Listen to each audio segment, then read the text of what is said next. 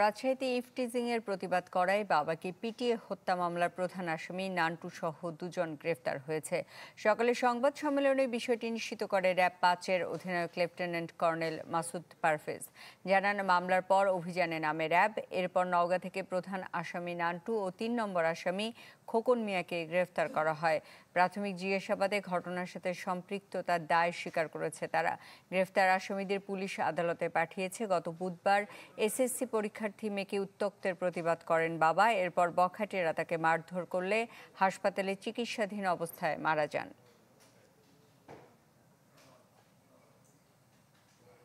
বিশ্বমানের থার্মিক্স রড, সালাম স্টিল থার্মিক্স, দেশের একমাত্র থার্মিক্স রড।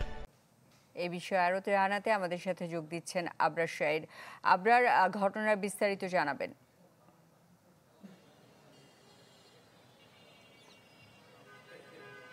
বুধবারে আসলে ঘটনার পর ঘটনাটি ঘটেছে প্রায় 10টা নাগাদ এবং তারপর থেকেই মূলত আহত একরাম হোসেন তিনি হাসপাতালে মারা যান এবং তারপর পরের দিন বৃহস্পতিবার ময়নাতদন্তের পর দুপুরবেলা তার মরদেহ ফেরত দেওয়া হয় পরিবারের কাছে এবং তার পরের দিন বিকেলবেলা মানে বৃহস্পতিবার বিকেল থেকে এলাকা বেশ উত্তপ্ত হয়েছিল, ক্ষুব্ধ হয়েছিলেন তারা।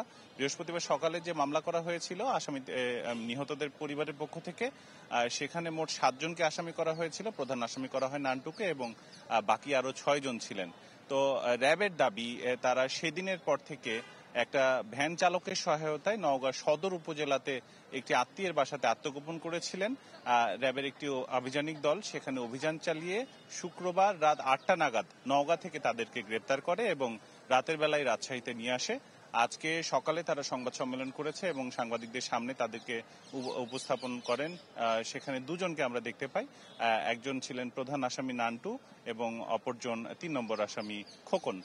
ফলে র‍্যাব বলছেন যে আরো যে 5 জনের নাম উল্লেখ করা রয়েছে যারা এখন পর্যন্ত পলাতক রয়েছে, তারাও তাদের আওতার মধ্যে চলে আসছে। খুব শিগগিরই হয়তো তাদেরকে গ্রেপ্তারের কথা তারা বলবেন এবং তাদেরকে গ্রেপ্তার করা হবে।